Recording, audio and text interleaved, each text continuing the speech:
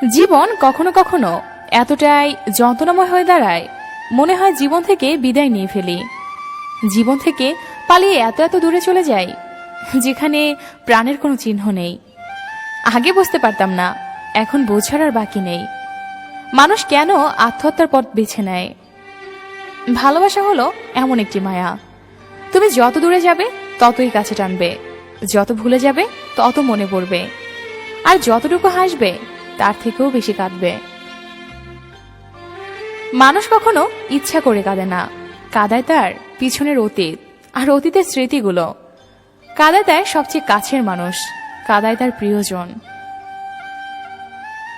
সাপ যখন জীবিত থাকে তখন সে পিঁপড়া খায়, আবার সাপ যখন মরে যায় তখন পিঁপড়া সাপকে খায়। একটা গাছ দিয়ে যেমন কয়েক লাখ মেসের কাঠি তৈরি হয়, ঠিক তেমনি একটা মেসের কাঠি দিয়েও কয়েক লাখ গাছ পুড়িয়ে ফেলা যায়। সবসময় সবার সুদিন আসে না, সময় একদিন বদলায়। কারো কারো সাথে দীর্ঘ সময় কাটানোর পরেও যদি আরো দীর্ঘ সময় কাটাতে ইচ্ছে হয়, তাহলে অবশ্যই বুঝে নিতে পারেন আপনি সত্যিকারের ভালোবাসায় পা দিয়েছেন। মানুষের দাম বেড়ে যায় কখন জানো?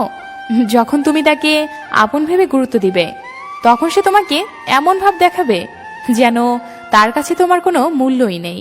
এটাই বাস্তব। একাকিত্ব ভয়ঙ্কর এক অসুখ, যা তোমাকে জ্বালাবে, পোড়াবে, কিন্তু মারবে না। প্রতি মুহূর্তে মনে করিয়ে দেবে তুমি সবার মতো হতে পারোনি, তোমার মতো কেউ নেই।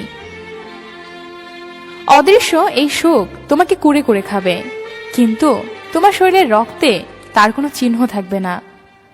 তাই কেউ ধরে রাখতে পারে না তোমার সেই অসুখকে। তোমার কষ্টে তুমি জ্বলো,